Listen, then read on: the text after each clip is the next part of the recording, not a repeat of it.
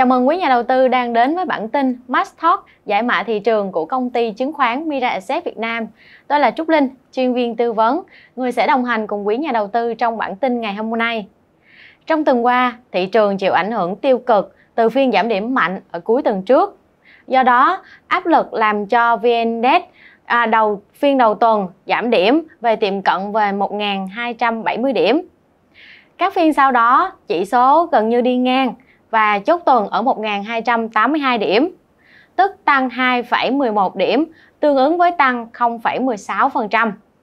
Trong tuần vừa rồi, giao dịch với thanh khoản thấp ở dưới mức trung bình 20 ngày, cho thấy tâm lý của nhà đầu tư khá thận trọng. Vậy, cụ thể diễn biến của tuần vừa rồi như thế nào và xu hướng của tuần tiếp theo sẽ ra sao? Sau đây, hãy cùng Trúc Linh trao đổi với anh Hồ Sang, là chuyên viên phân tích của công ty chứng khoán Mirae Asset Việt Nam ngay bây giờ nhé. Dạ, em chào anh Sang ạ. Chào Linh, chào quý nhà đầu tư. Dạ, đầu tiên anh có thể điểm lại diễn biến của thị trường trong tuần vừa rồi không ạ? Thì trong tuần vừa rồi, cả hai chỉ số VN Index và VN30 đều đóng cửa ở mức gần như đi ngang so với tuần trước. Thì theo đó là VN Index và VN30 chỉ tăng lần lượt là khoảng 2,1 và 3,4 điểm so với tuần trước đó, gần như là đi ngang. Khối lượng giao dịch khớp lệnh của hai chỉ số đều chứng kiến sự sụt giảm, với VN Index là 12,8% và với VN30 là 12,1%. Thì đối với VN Index thì trong tuần thì VN Index đã lần lượt kiểm định ở các phản ứng tại các vùng quan trọng như là 1270 và 1285 với xu hướng là chủ đạo là đi ngang. Tuy nhiên, chúng tôi lưu ý việc VN Index luôn có sự biến động rất là lớn giữa các phiên. Trong phiên giao dịch, diễn biến đó cho thấy sự giằng co giữa cung và cầu ở các ngưỡng quan trọng. Khi đó, chúng tôi nghĩ là một khi diễn biến giằng co nó kết thúc thì sẽ có sự biến động lớn của thị trường. Hiện nay thì điểm số kỹ thuật ngắn hạn của VN Index đang là ở mức trung tính. Tiếp theo là với sự biến động của nhóm cổ phiếu có vốn quá vừa và lớn, thì mã cổ phiếu OIL và HVN có mức tăng điểm ấn tượng là 21% và 15% trong tuần. Ở chiều giảm điểm thì mã VND giảm là 9%. Còn lại phần lớn các mã bất động sản cũng chứng kiến sự giảm chỉ số, giảm điểm. Đối với các nhóm thanh khoản cao thì FTM dẫn đầu với mức tăng 7,1% trong tuần, còn chiều giảm thì mã PVL ghi nhận ở mức giảm lớn nhất là 36%. Dạ. Và trong tuần vừa rồi thì khối ngoại lại tiếp tục chuỗi bán ròng với hơn 5.000 tỷ. Em thấy là nó sẽ tác động tiêu cực đến tâm lý của nhà đầu tư. Vậy cụ thể giao dịch của các nhóm nhà đầu tư về khối ngoại, về cá nhân và cũng như các quỹ như thế nào, anh có thể chia sẻ thêm không ạ?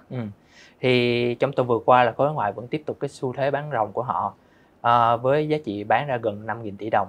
Trong đó FPT và VHM là hai mã cổ phiếu bị khối ngoại bán ròng nhiều nhất, với giá trị lần lượt là 900 tỷ đồng và 348 tỷ đồng. Còn ở khu vực châu Á thì khối ngoại chỉ mua ròng ở các nước như là Nhật Bản, Ấn Độ, Hàn Quốc và Đài Loan. Còn các thị trường như là Indonesia, Malaysia, Philippines, Sri Lanka, Thái Lan và Việt Nam, khối ngoại vẫn tiếp tục bán ròng. Còn đối với diễn biến của các nhóm quỹ mở thì trong tuần thì nhóm đã bán ròng với giá trị là 628 tỷ đồng. Trong đó nhóm các quỹ ETF đã bán ra là 25 triệu USD, là nhóm bán ra mạnh nhất. Tiếp theo đó là Fubon bán ra 12,5 triệu USD và cuối cùng là DC Diamond 2,3 triệu USD. Trong 5 phiên giao dịch gần nhất thì nhóm nhà đầu tư tổ chức nước ngoài vẫn tiếp tục trạng thái bán ròng với mức giá trị gần 4.470 tỷ đồng. Ngược lại, nhóm nhà đầu tư cá nhân trong nước đã giúp cân bằng lại lực bán của nhóm nhà đầu tư nước ngoài với lực mua là 4.000 tỷ đồng. Còn lại thì tổ chức trong nước đã mua vào 462 tỷ đồng, đối ứng với lại mức bán ra lần lượt 58 tỷ đồng của cá nhân nước ngoài và 301 tỷ đồng của nhóm khối tự doanh. Với những thông tin và anh vừa cập nhật thì anh có thể chia sẻ thêm những nhóm ngành hay mã cổ phiếu đáng chú ý đạt về yêu cầu về khối lượng và sức mạnh giá không anh? Thì trong Phòng research có lọc ra top 20 cổ phiếu thanh khoản cao nhất, và hiện giờ trạng thái trung tính của các nhóm cổ phiếu vẫn đang chiếm ưu thế. Tuy nhiên tần suất xuất hiện của xu hướng tiêu cực đang trở nên thường xuyên hơn, có xuất hiện thường xuyên hơn. Thì trong ngắn hạn chúng tôi đánh giá khả quan với các mã như là FPT rồi công nghệ thông tin, VBB của nhóm ngân hàng, DGC của hóa chất và HSG của thép. Ngược lại các mã như là STB ngân hàng, Masan, MSN, VHM là được đánh giá tiêu cực. Còn về sức mạnh giá thì hiện nay trong tuần có 7 cổ phiếu nằm trong nhóm sức mạnh giá của danh sách sức mạnh giá của chúng tôi. Đó là VBB ngân hàng, DGC của hóa chất, BC1 ngành điện, DBC thực phẩm, VCS thuộc vật liệu xây dựng và FPT phần mềm, cũng như HSG của thép.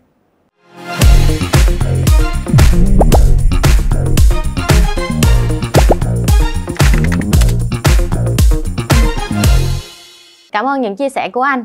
Với giao dịch của VN-Index tuần vừa rồi thì anh có thể chia sẻ thêm quan điểm của mình về góc nhìn kỹ thuật cho xu hướng tuần tiếp theo không ạ? Đối với góc nhìn kỹ thuật thì xu hướng ngắn hạn của VN-Index và VN30 cùng trạng thái là trung tính. Trong khi đó xu hướng trung hạn của hai chỉ số lại có sự phân hóa. Đối với VN30 trạng thái sẽ là khả quan với điểm số cao nhất là +7. Còn đối với VN-Index là trạng thái vẫn là trung tính. Trong ngắn hạn thì các chỉ số châu Á như là Nike hay Shanghai vẫn thể hiện sự tiêu cực. Tại Mỹ thì Dow Jones đã vượt lên đỉnh cũ và lập kỷ lục mới trong tuần. Và chúng tôi đánh giá kỹ thuật của Dow Jones, chỉ số Dow Jones là ở mức +7 khả quan. Tại Việt Nam thì VN Index đã chốt tồn tại mốc 1280 với mốc hỗ trợ ngắn hạn sẽ là vùng 1270 và vùng kháng cự ngắn hạn là 1290. Trong tuần vừa rồi thì nền kinh tế châu Âu cũng như là nước Anh đã đưa ra các chỉ số về lạm phát. Vậy theo góc nhìn của anh thì trong cuộc họp sắp tới của Ngân hàng Trung ương về việc quyết định cắt giảm lãi suất sẽ như thế nào vậy anh? Thì trong tuần vừa qua thì các nền kinh tế châu Âu và Anh đã công bố các chỉ số lạm phát CPI vào tháng 5 2024. Thì theo đó lạm phát ở khu vực châu Âu đã có xuất hiện sự tăng trở lại. Cụ thể hơn là tại khu vực đồng euro, lạm phát tháng 5 2024 là 2,6%, tăng từ mức 2,4% trong tháng 4. Và lạm phát ở Liên minh châu Âu là 2,7%, tăng từ mức 2,6% trong tháng 4. Về quyết định cắt giảm lãi suất thì vào đầu tháng 6 này, vào ngày 6 tháng 6 thì Ngân hàng châu Âu đã bất ngờ quyết định cắt giảm lãi suất là 0,25 điểm cơ bản của lãi suất. Tuy nhiên với việc mà lạm phát châu Âu nó tăng trở lại trong tháng 5 vừa rồi thì nó sẽ chứng tỏ là lạm phát vẫn còn diễn ra dai dẳng.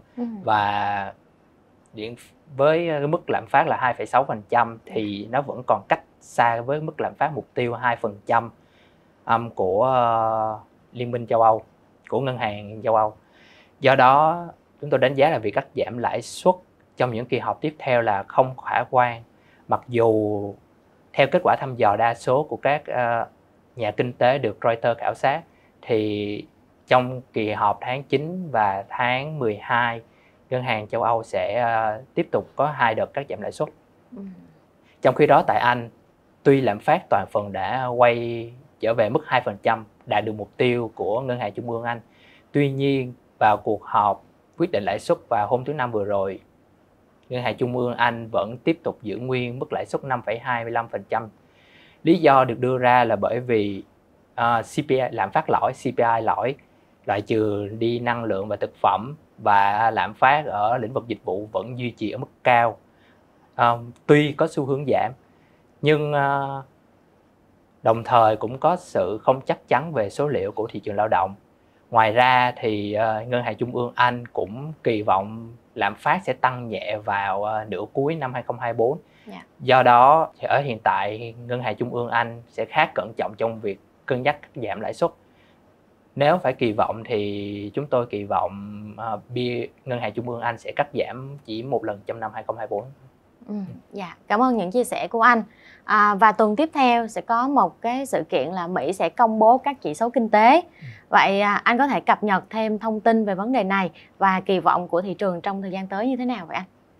Thì thứ nhất là trong tuần vừa rồi thì Mỹ đã công bố hàng loạt số liệu kinh tế của nền kinh tế Mỹ. Thì thứ nhất là số đơn xin trợ cấp thất nghiệp lần đầu là 238.000, đã giảm so với tuần trước nhưng nó vẫn cao hơn so với lại ước tính của Dow Jones. Cái thứ hai là số lượng xây dựng nhà ở và số giấy phép xây dựng đều chứng kiến sự sụt giảm. Do đó thì với những số liệu mới nhất thì chứng minh được đang cho thấy là nền kinh tế Mỹ đang có dấu hiệu giảm tốc và hạ nhiệt. Tuy nhiên mọi thứ vẫn đang trong tầm kiểm soát của Fed. Do đó việc mong đợi Fed mạnh tay cắt giảm lãi suất trong các kỳ họp tiếp theo là sẽ tương đối khó xảy ra. Thì thị trường đang kỳ vọng vào tháng 9 hoặc tháng 12 Fed sẽ có thể cắt giảm về lãi suất một lần trong năm nay vào kỳ họp tháng 9 hoặc đâu đó tháng 12. Thì hiện giờ thưa quý nhà đầu tư, hiện giờ đối với các số liệu kinh tế và lạm phát hiện nay đang ở mức trung tính, chúng tôi không kỳ vọng vào sự bùng nổ của nền kinh tế cũng như bùng nổ thị trường chứng khoán. Do đó trong thời gian sắp tới chúng tôi tin rằng thị trường chứng khoán sẽ có tiếp tục xu hướng đi ngang ở sideways. Cảm ơn những chia sẻ rất bổ ích của anh Sang. Qua đó cũng cập nhật cho quý nhà đầu tư thêm nhiều thông tin về nền kinh tế cũng như là có thêm nhiều kiến thức để đầu tư vào chứng khoán trong xu hướng sắp tới. Và đến đây, thời lượng của bản tin Mass Talk cũng đã hết. Hẹn gặp lại quý nhà đầu tư vào các số phát sóng tiếp theo. Đừng quên nhấn đăng ký và bấm chuông để không bỏ lỡ bất kỳ số phát sóng nào của chúng tôi. Còn bây giờ, Trúc Linh và anh Hồ Sang xin chào và hẹn gặp lại.